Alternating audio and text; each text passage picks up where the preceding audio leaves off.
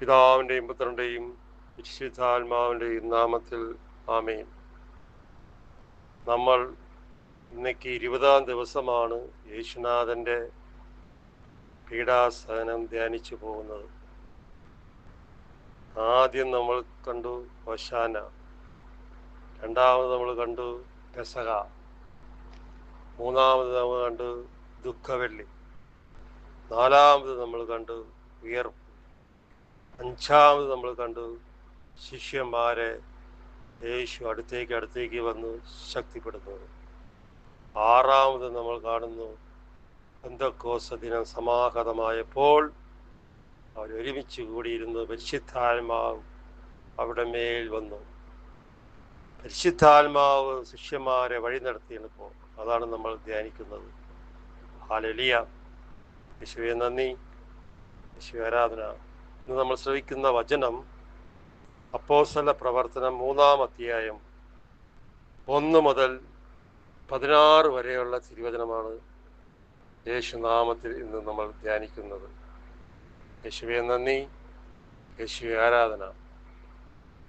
അതിന് ശ്രവിക്കാം. അപ്പോസ്തല പ്രവർത്തനം 3-ാം അധ്യായം 1-ാം വാക്യം. ഒരു ദിവസം 9-ാം മണിക്കൂറിലെ പ്രാർത്ഥനയ്ക്ക് പത്രോസും യോഹന്നാനും ദേവാലയത്തിലേക്ക് പോവുകയായിരുന്നു. ഒരു ദിവസം 9-ാം മണിക്കൂറിലെ പ്രാർത്ഥനയ്ക്ക്, 9-ാം മണിക്കൂറിലെ, അങ്ങനെയാണ് അവിടെ എഴുതി വച്ചിരിക്കുന്നത്. നമ്മളെല്ലാവരും ഒന്ന് എടുത്ത് വായിക്കണം. 9-ാം മണിക്കൂറിലെ പ്രാർത്ഥനയ്ക്കായി പത്രോസും യോഹന്നാനും ദേവാലയത്തിലേക്ക് പോയി. ഈ 9-ാം മണിക്കൂറിൻ്റെ പ്രത്യേകത എന്താണ്? നമ്മൾ തിരിച്ചറിയണം. 9-ാം മണിക്കൂറിലാണ് യേശുനാഥൻ വിട്ട് നിലവിളിക്കുന്നത് കുരിശിൽ കിടന്നുകൊണ്ട്. ആരെല്ലാം എന്തെല്ലാം യഹൂദ പടയാളികൾ ചെയ്തിട്ടും ശിഷ്യന്മാർ ഓടിപ്പോയിട്ടും യേശുനാഥൻ കരഞ്ഞില്ല. എന്നാൽ 9-ാം മണിക്കൂറിൽ കുരിശിൽ കിടന്നുകൊണ്ട് യേശുനാഥൻ ഉള്ളിൽ ഒരു വിഷമം വന്നു. എന്താണത്?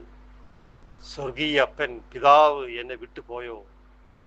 അവിടെ യേശുനാഥൻ വിട്ട് നിലവിളിക്കുകയാണ്. ഏലേ ഏലേ ലമാ ശബാത്താൻ, എൻ്റെ ദൈവമേ, എൻ്റെ ദൈവമേ, എന്തുകൊണ്ട് നീ എന്നെ കൈവിട്ടു? യേശുനാഥൻ കരയാണ് കുരിശിൽ കിടന്നുകൊണ്ട്. അവിടെയാണ് യേശുനാഥൻ തോറ്റുപോയത്. പിതാവിൻ്റെ മുമ്പിൽ, മനുഷ്യരുടെ മുമ്പിൽ യേശുനാഥൻ ഇത്രയേറെ വേദനകൾ സഹിച്ചിട്ടും ത്യാഗങ്ങൾ സഹിച്ചിട്ടും അവൻ ഉയർന്നു തന്നെ നിന്നു. അവൻ തളർന്നില്ല. പക്ഷേ കുരിശിൽ തറച്ച് മരിക്കേണ്ട സമയമായപ്പോൾ പിതാവ് എന്നെ വിട്ടുപോയോ എന്നൊരു ഭയവും വിഷമവും എല്ലാം കൂടി വന്നപ്പോൾ അവൻ കുരിശിൽ കിടന്ന് ദൈവത്തെ വിളിക്കാൻ തുടങ്ങി. ഏലി ഏലി ഏലേ ഏലേ ലമാ ശബാത്താനി, എൻ്റെ ദൈവമേ, എൻ്റെ ദൈവമേ, എന്തുകൊണ്ട് നീ എന്നെ കൈവിട്ടെന്ന് യേശുനാഥൻ വിട്ട് നിലവിളിക്കുക. ഹല്ലേലൂയ. അതാണ് 9-ാം മണിക്കൂറിന്റെ പ്രത്യേകത. അപ്പൊ ഈ 9-ാം മണിക്കൂറിൽ പത്രോസും യോഹന്നാനും ദേവാലയത്തിലേക്ക് വരികയാണ് 9-ാം മണിക്കൂറിലെ പ്രാർത്ഥനയ്ക്കായിട്ട്. ഈ പത്രോസ് ആരായിരുന്നു? നമ്മൾ ഇന്നലെ കണ്ടു അല്ലേ? പെന്തക്കോസ്ത്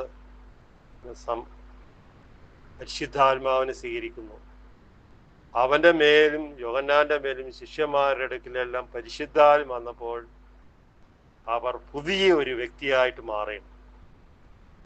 ലോകം മുഴുവനും പോയി വചനം പ്രഘോഷിക്കാൻ പരിശുദ്ധാത്മാവ് അവരെ വഴി നടത്തി. എല്ലാം മറന്നു, എല്ലാ കാര്യങ്ങളും മറന്നു. അവൻ യേശുനാഥനെ പ്രഘോഷിക്കാൻ തുടങ്ങി. അതാണ് പരിശുദ്ധാത്മാവ് ഒരു വ്യക്തിയിൽ വന്നാൽ അവൻ ദൈവവുമായിട്ടൊരു ബന്ധം ഉണ്ടാവും, ആഴമായ ബന്ധം.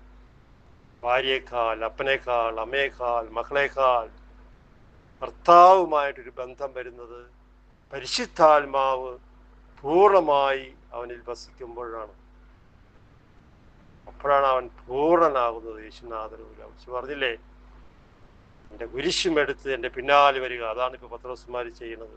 കുരിശുമെടുത്ത് നടക്കുന്നവര്. അവര് പോയി ജെറുസലേം വിട്ട് പല രാജ്യങ്ങളിലും യേശുനാഥനെ പ്രഘോഷിക്കാൻ തുടങ്ങി. ഹല്ലേലൂയ. ദേവാലയത്തിലേക്ക് വന്നു, പോവുകയായിരുന്നു. 2-ാം വാക്യം, ജന്മന മുടന്തനായ ഒരാളെ എടുത്തുകൊണ്ട് ചിലർ അവിടെ എത്തി. ജന്മന, പിറന്ന ഉടനെ മുടന്തൻ, നടക്കാൻ പറ്റില്ല, ഒരു തളർന്ന് കിടക്കുന്ന ഒരു തളർവാദിത്യം, ഒരു പകലാണ് തോന്നുന്നു. അവൻ ഈ ദേവാലയത്തിന്റെ സുന്ദര കവാടം എന്ന് വിളിക്കപ്പെടുന്ന ദേവാലയത്തിന്റെ മുൻപിൽ ദിവസവും കൊണ്ടുവന്ന് അവർ കിടത്തും. എന്നിട്ട് വരുന്നവരുടെ അടുത്തും പോകുന്നവരുടെ അടുത്തും എല്ലാം അവൻ കൈനീട്ടും, പിച്ച യാചിക്കുക. ഇപ്പൊ കഴിവില്ലാത്ത ഒരു പാവപ്പെട്ട കുടുംബമാണ്. ഹല്ലേലൂയ. യേശുവേ നന്ദി, യേശുവേ ആരാധന. ചിലർ അവിടെ എത്തി. ദേവാലയത്തിൽ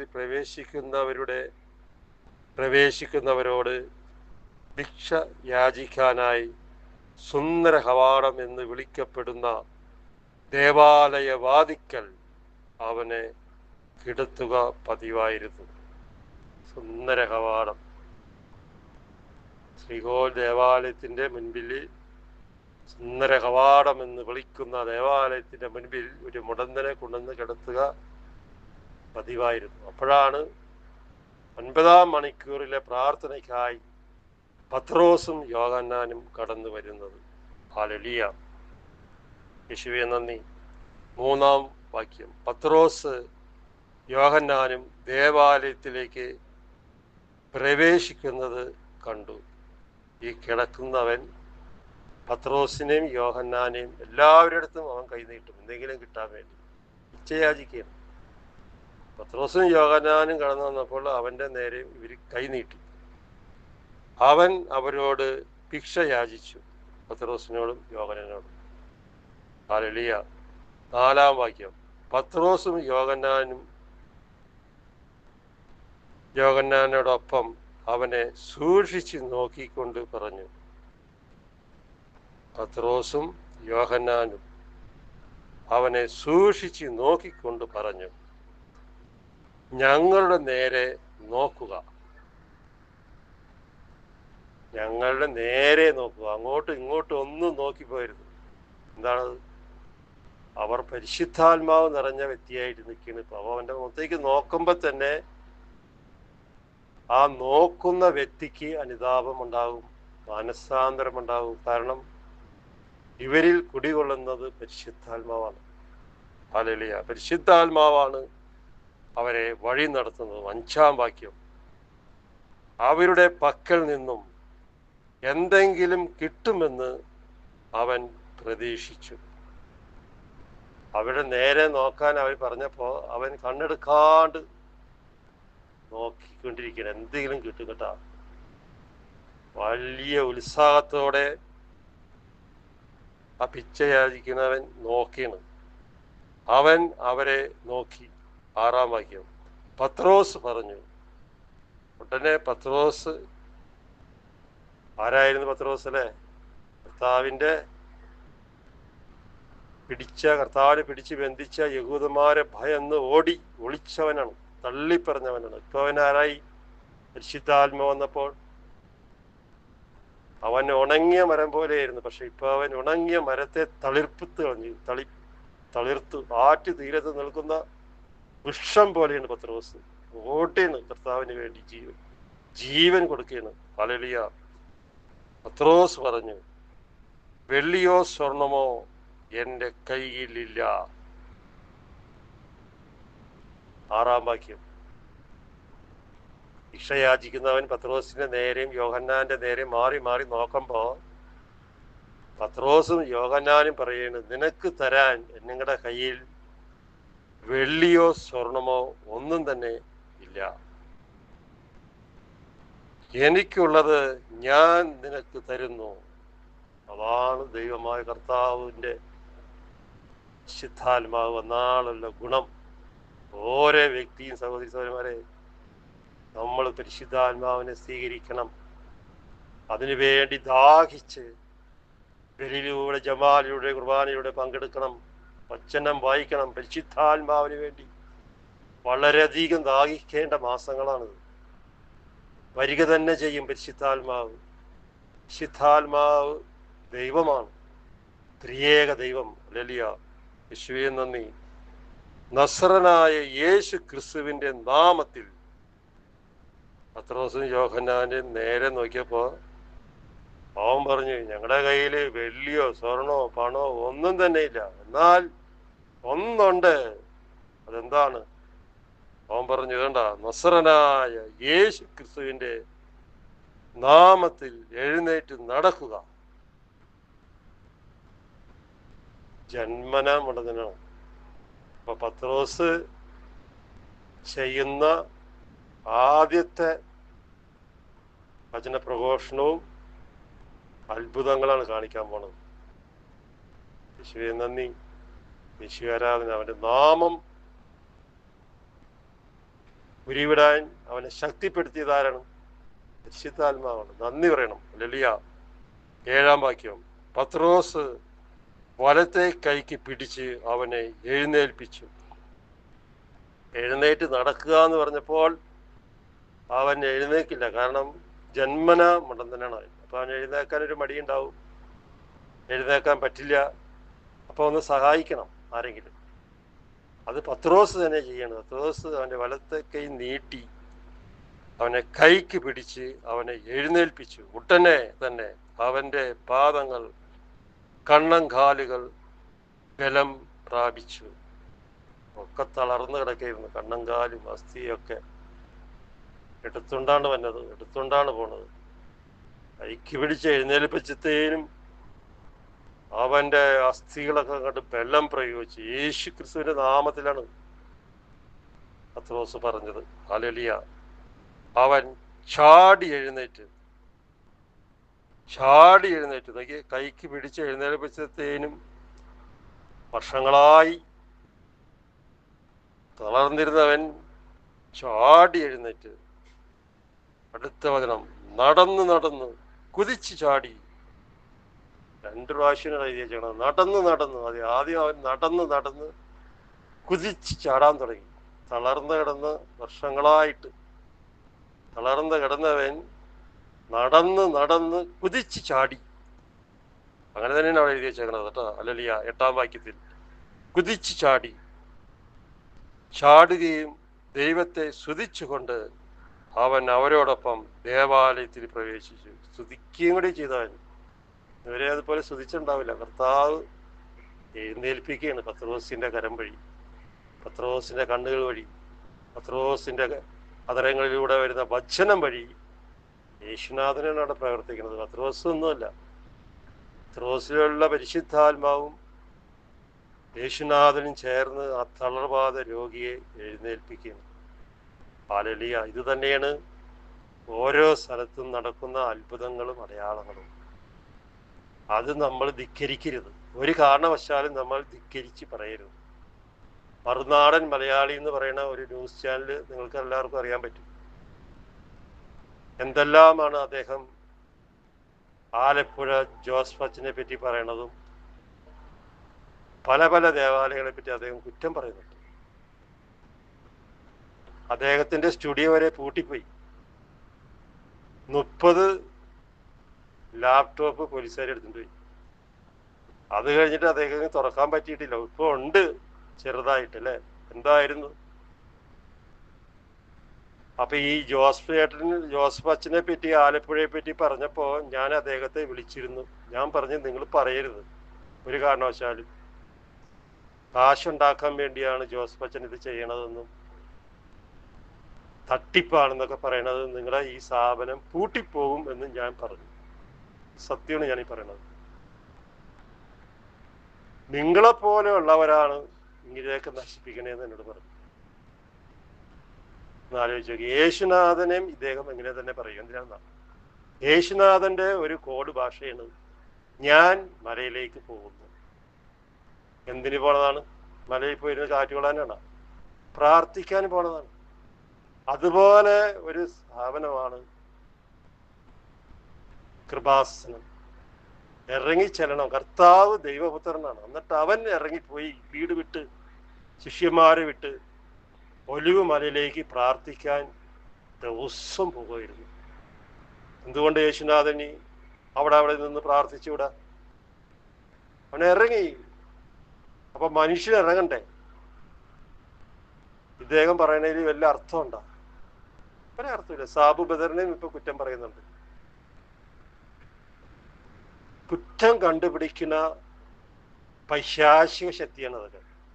യേശുനാഥൻ കഴുതപ്പുറത്ത് തുണി വിരിച്ച് എഴുന്നള്ളി വന്നപ്പോ മനുഷ്യൻ ഓശാന പാടി വരവേൽപ്പിച്ചു. പൈശാചിക ശക്തിയുള്ള ദുഷ്ടാത്മാവുള്ള ചില ആൾക്കാർ അവിടെ നിൽപ്പുണ്ടായിരുന്നു. അവര് പറഞ്ഞു മിണ്ടാതിരിക്കാൻ പറഞ്ഞു. യേശു എന്താ പറഞ്ഞു? ഇവര് മിണ്ടിയില്ലെങ്കിൽ ഈ പ്രകൃതി കല്ലുകൾ ആർത്ത് വിളിക്കുമെന്ന് ഞാൻ നിങ്ങളോട് പറയുന്നു. അതൊന്നും ഈ മറുനാടന് അറിയില്ല. ക്രിസ്ത്യാനിനെയാണ്. യേശുനാഥൻ ചോദിക്കുന്നുണ്ട് ചില ചോദ്യം യൂദാസിനോട്. നീ ജനിക്കാതിരുന്നെങ്കിൽ എത്രയോ നന്നായിരുന്നു. ഇതുപോലെയുള്ളവന്മാരോട് കർത്താവ് ചോദിക്കുന്ന വാക്ക് ഇത് തന്നെ. നീയൊക്കെ ജനിക്കാതിരുന്നെങ്കിൽ ഭൂമിയുടെ ഭാരം കുറഞ്ഞാണ്. അറിഞ്ഞാതെ പറയരുത്, കണ്ടത് കേൾക്കാതെ. ചെന്ന് നോക്കണം, അറിയണം. ഞാൻ പോയിട്ടുള്ളതാണ് കൃപാസനത്തിൽ. ഉടമ്പടി എടുത്തവനാ. 20 വർഷമായിട്ട് വീട് പണിയാൻ പറ്റാത്ത എനിക്ക് ഉടമ്പടി എടുത്ത് 3 മാസം കൊണ്ട് വീടിന്റെ അടിത്തറ കെട്ടാൻ തുടങ്ങി. 1 കൊല്ലമാണ് ഇതിന് 2 നില വീട് പണിതെന്നുള്ളതാണ് അമ്മ, പരിശുദ്ധമ്മ. ഇതെങ്ങനെ സംഭവിച്ചു? വീട്ടില് ചൂല് പോലൊക്കെ ഇരുന്നിട്ടുണ്ടെങ്കിൽ അവിടെ ഇരിക്കലുള്ളൂ. ഇരുന്ന് മരിച്ചു, മൂക്കി പഞ്ഞി വെച്ച്. കർത്താവിന്റെ അമ്മയും ചെയ്യുന്ന പ്രവൃത്തികൾ നമ്മൾ തിരിച്ചറിയണം. കുറ്റപ്പെടുത്തരുത്. നശിച്ചു പോയില്ലേ അന്നാടൻ? ഒളിഞ്ഞു നടന്നില്ലേ? പോലീസിനെ ഭയന്ന് ഒളിഞ്ഞു നടന്നു. എന്നിട്ട് അവന്റെ സ്റ്റുഡിയോ ഒക്കെ പൂട്ടിപ്പോയില്ലേ? ഞാൻ പറഞ്ഞതായിരുന്നു അന്ന്. ചേട്ടന് പറയരുത് അതൊന്നും. വേറെ ഒരുത്തിനും കൂടി ഉണ്ട്, അവന്റെയും പൂട്ടിയതാണ്. അത് ഞാൻ പറയണില്ല. നമ്മൾ ആരെയും കുറ്റപ്പെടുത്തരുത്. അറിയാണ്ട് ചെയ്യരുത്. ചില ബന്ധക്കോസ് ഗ്രൂപ്പൊക്കെ ഉണ്ട് പൈസയ്ക്ക് വേണ്ടി തട്ടിപ്പ് വേണ്ടി. പക്ഷേ ആലപ്പുഴ ജോസഫ് അച്ഛൻ നടത്തുന്നത് പൈസയ്ക്ക് വേണ്ടിയല്ല കേട്ടാ. ഒരു പിരിവെടുക്കില്ല അവിടെ. ഉപ്പ്, തേൻ, എണ്ണ, പത്രം, ഇതിന് 300 രൂപയാണ് കൊടുക്കുന്നത്. 20 പത്രം തരും. 20 പത്രത്തിന്റെ വില ഒന്ന് ആലോചിച്ച് നോക്കിയേ. ഒരു പത്രത്തിന് 5 രൂപ വെച്ചിട്ട് 20 പത്രം എത്രയായി? ആ പത്രത്തിന് തന്നെ കൊടുക്കണ്ടേ 300 രൂപ? പിന്നെ അതിൻ്റെ കൂടെ ഒരു തേൻ തരും, ഉപ്പ് തരും, ഓയിൽ തരും, മെഴുകുതിരി തരും. അതിനൊരു 100 രൂപയും കൂടി കൊടുക്കേണ്ടി വരും. കറക്റ്റ് കാശാണ്. നമ്മൾ അറിയാണ്ട് ഒന്നും പറയരുത്, ഒരാളെയും കുറ്റം പറയരുത്. അത് കുടിക്കുന്ന പൈശാചിന്റെ മദ്യത്തിൽ നിന്നും വന്ന പിശാചാണ്. ആ പിശാചാണ് ആ തള്ളി പറയണത്. ഒരിക്കലും അങ്ങനെ ചെയ്യരുത്, വേദനിപ്പിക്കരുത്. ഒരു വൈദികനെ വേദനിപ്പിക്കരുത്. സങ്കീർത്തനം 115:5 പറയുന്നുണ്ട്, എൻ്റെ അഭിഷക്തനെ തൊട്ടുപോകരുത്, എൻ്റെ പ്രവാചകന് ഒരു ഉപദ്രവവും വരുത്തരുതെന്ന് കർത്താവ് വാണിംഗ് തന്നിട്ടുണ്ട്. കർത്താവ് യുദ്ധം ചെയ്യും. പുറപ്പാട് 14:14 നിങ്ങൾ ശാന്തമായിരുന്നാൽ മതി, ഞാൻ നിനക്ക് വേണ്ടി യുദ്ധം ചെയ്തു കൊള്ളാം. ഇതൊക്കെ വായിക്കണം വചനം. കർത്താവ് യുദ്ധം ചെയ്യും, കർത്താവ് തകർത്ത് കളയും, വെച്ചേക്കില്ല. കർണാടൻ ഇന്ന് പറയുന്നുണ്ടല്ലോ, നാളെ നേരം വെളുക്കുമ്പോൾ അവൻ്റെ നാവ് ഇറങ്ങിപ്പോയാൽ തീർന്നില്ലേ?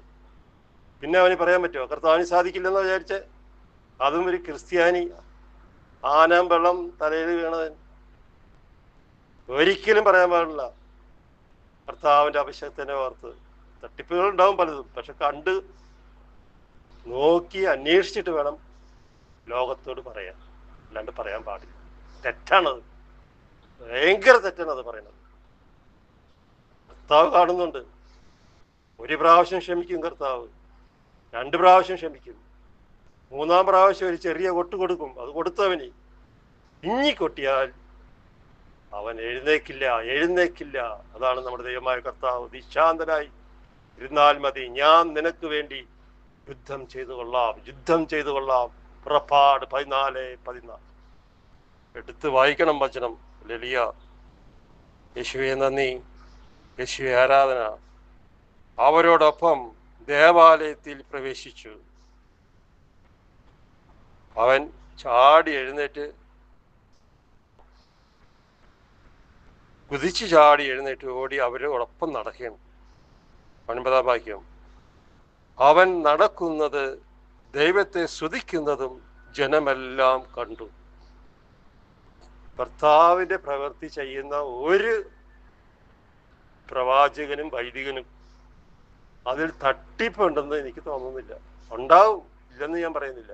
പക്ഷെ നമ്മുടെ കണ്ണുകൊണ്ട് കാണണം, കാതുകൊണ്ട് കേൾക്കണം. ശരിക്കും ഏതോ വഴിപോക്കാൻ പറഞ്ഞിട്ട് അത് വലിച്ചു കയറി പറയരുത്, അത് തെറ്റാണത്.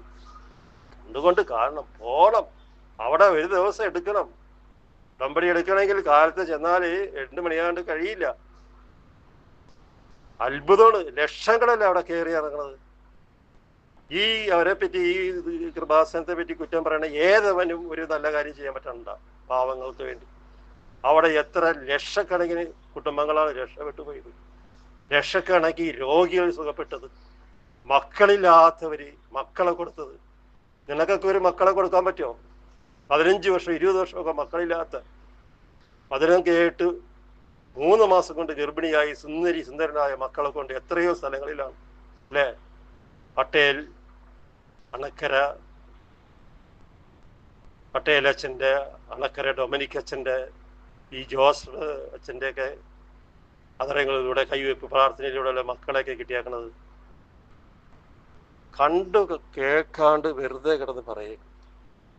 ദേവാലയത്തിന്റെ സുന്ദര കവാടത്തിങ്കൽ ഭിക്ഷ യാചിച്ചു കൊണ്ടിരുന്നവനാണ് അവനെന്ന് മനസ്സിലാക്കി. അവിടെ നിന്നിരുന്ന ജനങ്ങളെല്ലാം സുന്ദര കവാടത്തിങ്കൽ ഭിക്ഷ യാചിച്ചു കൊണ്ടിരുന്നതാണെന്ന് ജനങ്ങളെല്ലാം മനസ്സിലാക്കി. ഇപ്പൊ ഈ മുടന്തൻ ജന്മനാ മുടന്തനാണ് അല്ലേ? ഈ മറുനാടൻ പറയും കണ്ടിട്ടുണ്ടെങ്കിൽ അവൻ തട്ടിപ്പാണ് കാണിച്ചെന്ന് പറയും. അവനെ പോലെ ഒരുത്തിനെ കൊണ്ടുവന്നിട്ട് എഴുന്നേൽപ്പിച്ചാന്ന് പറയും. അവനെ മാറ്റി നിർത്തിയിട്ട് അവനെ പോലെ മേക്കപ്പ് ഒക്കെ ചെയ്ത് ഒരുത്തിനെ കൊണ്ടുവന്ന് പിന്നെ എഴുന്നേൽപ്പിച്ച് നടത്തുക എന്ന് പറയും. അങ്ങനെ പറയും മറുനാടൻ, അങ്ങനെ പറയും. അതിന് മടിക്കില്ല. അതാണ് തട്ടിപ്പ്. എന്നാലും ഇവിടെ നോക്കിയേ, അവൻ കരം പിടിച്ച് അവനെ എഴുന്നേൽപ്പിച്ചു. യേശു ക്രിസ്തുവിന്റെ നാമത്തിൽ അവൻ കുതിച്ചു ചാടി എഴുന്നേറ്റ്. അതൊക്കെ വെറുതെയാണോ വചനമൊക്കെ എഴുതേക്കണത്? അവന് സംഭവിച്ച കാര്യത്തെക്കുറിച്ച് അവർ അത്ഭുതരായി. യേശുവേ നന്ദി. അവന് സംഭവിച്ചതെല്ലാം കണ്ട് ജനം അത്ഭുതപ്പെട്ടു.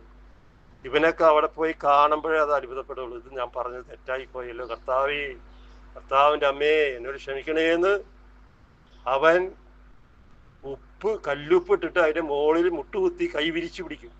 അവിടെ പോയി ഓരോ അത്ഭുതങ്ങളും അടയാളം കണ്ടാൽ അത് ചെയ്യേണ്ടി വരും.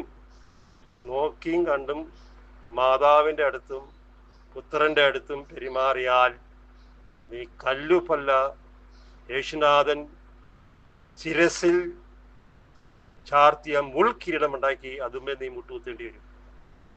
ആ മുൾക്കിടത്തുമേ നീ മുട്ടുകുത്തും മണിക്കൂറുകളോളം. മുട്ടുകുത്തിയാലേ നിന്റെ പാവം മാഞ്ഞു പോകുള്ളൂ, ഇല്ലെങ്കിൽ പോവില്ല. മൂക്കി പഞ്ഞി വെക്കുമ്പോഴല്ല ഓർക്കും, അപ്പോഴേ ഓർക്കുള്ളൂ ഇതൊക്കെ. 11-ാം വാക്യം. അവൻ പത്രോസിനെയും യോഹന്നാനെയും വിട്ടുമാറാതെ നിൽക്കുന്നത് കണ്ടപ്പോൾ, രക്ഷപ്പെടുത്തിയവൻ അവരുടെ പുറകെ നടക്കുകയാണ് ഇവര്. അതാണ് യേശു ക്രിസ്തു ചെയ്യുന്ന ഓരോ അത്ഭുതങ്ങളും അടയാളങ്ങളും. അവിടം വിട്ടു പോകാൻ ആർക്കും തോന്നില്ല.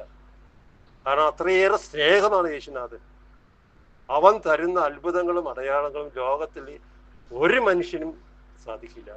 വായ് തന്ന്, നാവ് തന്ന്, സംസാരശേഷി തന്ന്, കണ്ടു തന്നവന് തന്നെ കുറ്റം വിധിക്കാന്ന് പറയുമ്പോൾ എന്താണ് അതിൻ്റെ അടയാളം? എല്ലാവരും ആശ്ചര്യപ്പെട്ടു, അത്ഭുതപ്പെട്ടു. സോളമന്റെ മണ്ഡപത്തിൽ അവരുടെ അടുത്തേക്ക് ഓടിക്കൂടി. ഇതെല്ലാം കണ്ട് പത്രോസ് അവരോട് പറഞ്ഞു.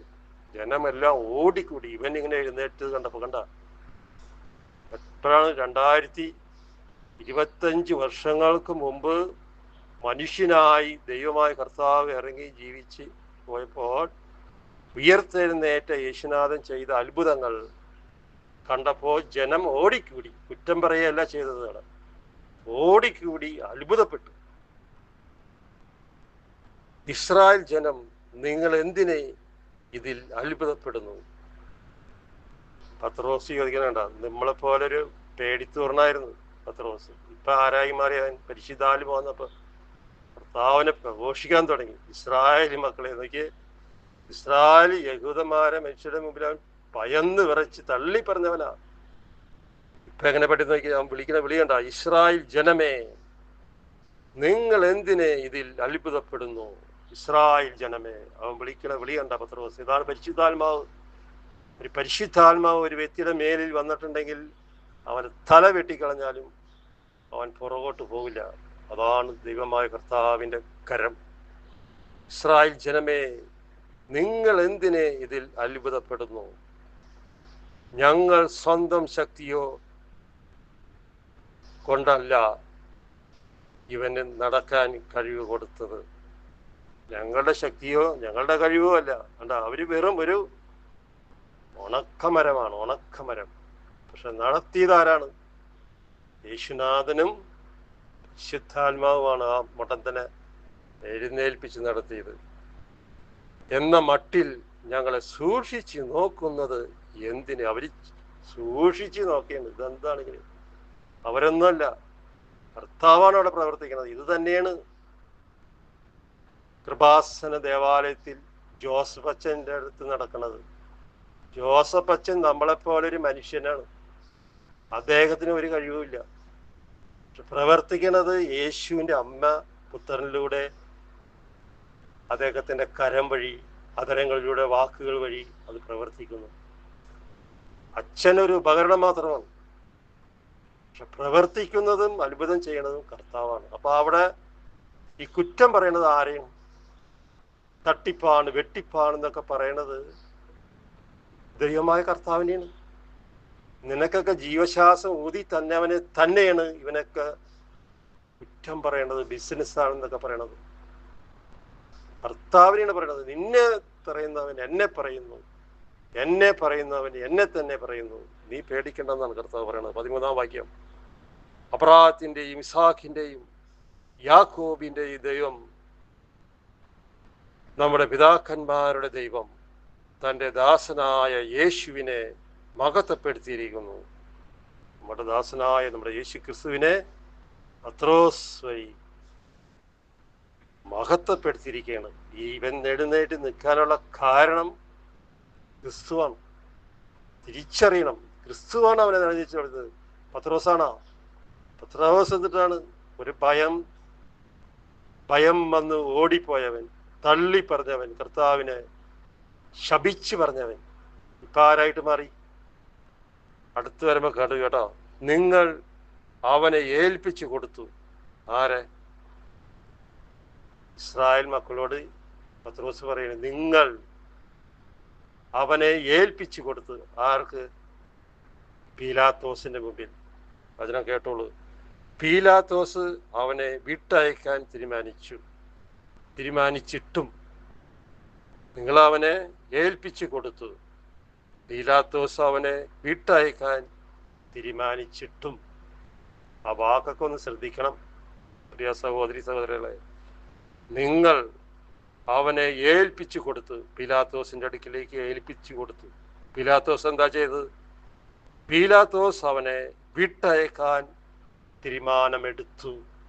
എന്നാൽ അവന്റെ മുമ്പിൽ വെച്ച് നിങ്ങൾ, പത്രോസ് പറയുന്നത്, അവന്റെ മുമ്പിൽ വെച്ച് നിങ്ങൾ അവനെ തള്ളിപ്പറഞ്ഞു. കണ്ട, തള്ളിപ്പറഞ്ഞു. ഇതാണ് ഈ മറുനാടൻ ചെയ്തത്. കർത്താവിനെ തള്ളി പറയണം, പരിശുദ്ധമ്മേനെ തള്ളി പറയണം. ബിസിനസ്സാണ്, കച്ചവടമാണ്. പൊട്ടനായ ഈ മറുനാടിന് വലുത് അറിയുന്നുണ്ട? ലക്ഷങ്ങളാണ് അവിടെ ഒഴുകിയാണ് മനുഷ്യൻ. അത്ഭുതവും അടയാളവും കാണാണ്ട് വല്ലതും നടക്കും അവിടെ. അത്ഭുതവും അടയാളവും കാണാണ്ട് നിങ്ങൾ വിശ്വസിക്കുകയില്ലെന്ന് ദൈവമായ കർത്താവ് വചനത്തിലൂടെ പറയുന്നുണ്ട്. അപ്പൊ ജോസഫ് അച്ഛൻ വെറും ഒരു ഉപകരണം മാത്രമാണ്. പ്രവർത്തിക്കുന്നത് ആരാണ്? കർത്താവാണ്. ഈ പത്രോസിനെ പോലെ. പത്രോസാണോ കൊണ്ടുതന്നെ എഴുന്നേൽപ്പിച്ചത്? അല്ല, കർത്താവാണ് അവനെ എഴുന്നേൽപ്പിച്ചത്. വിശുദ്ധാത്മാവാണ് അവനെ എഴുന്നേൽപ്പിച്ചത്. ജോസഫ് അച്ഛന് ഒരു ഉപകരണം മാത്രമാണ്. രോഗശാന്തി കൊടുക്കുന്നതും കടം വീട്ടുന്നതും മരണത്തിൽ നിന്നും രക്ഷ നേടിക്കൊടുക്കുന്നതും ദൈവമായ കർത്താവ് ജോസഫ് അച്ഛനിലൂടെ ഉപകരണം മാത്രമാണ് ജോസഫ് അച്ഛൻ. അത്ഭുതങ്ങളും അടയാളങ്ങളും നടക്കുന്നതും കൊടുക്കുന്നതും ദൈവമായ കർത്താവാണ്. അവനിൽ പ്രവർത്തിക്കുന്ന പരിശുദ്ധാത്മാവ്, അവന്റെ അമ്മയായ പരിശുദ്ധ മറിയവും കൃപാസനമ്മ, ഇറങ്ങി വന്ന അമ്മ, 2:30 ബലിപീഠത്തിന്റെ പുറകിൽ ഇറങ്ങി വന്ന ജീവിക്കുന്ന പുത്രന്റെ അമ്മ ആ ദേവാലയത്തിൽ നിറഞ്ഞു നിൽപ്പുണ്ട്.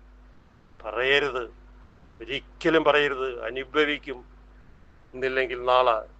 14-ാം വാക്യം, പരിശുദ്ധനും നീതിമാനുമായ അവനെ നിങ്ങൾ നിരസ്കരിച്ചു.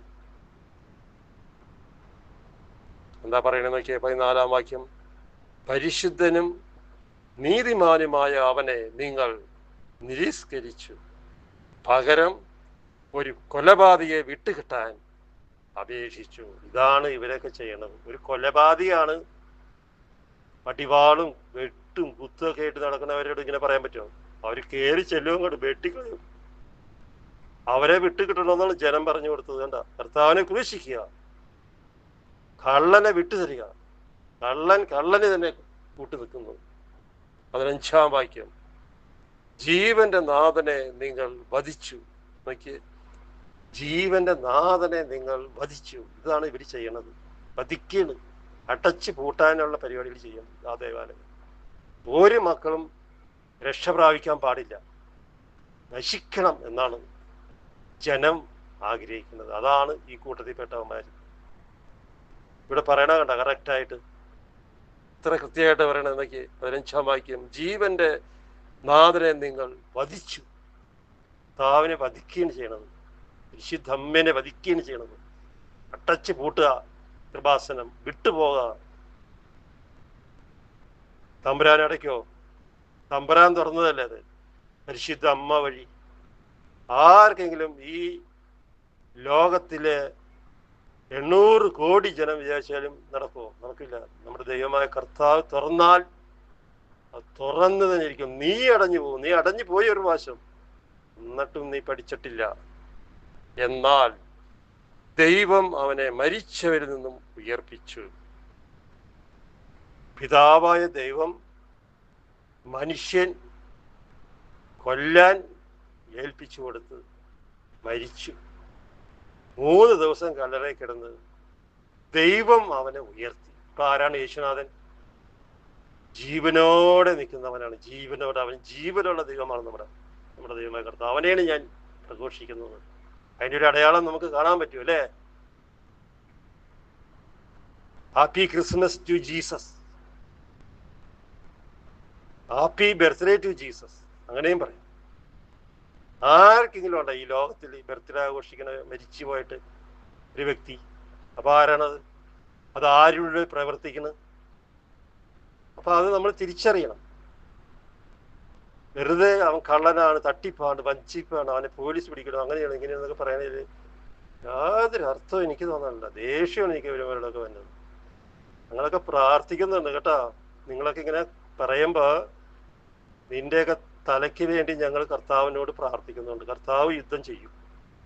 അല്ലെങ്കിൽ അവിടെ പുറപ്പാട് 14:14 എഴുതി വയ്ക്കില്ല, അതെടുത്ത് വായിക്കട്ടാ.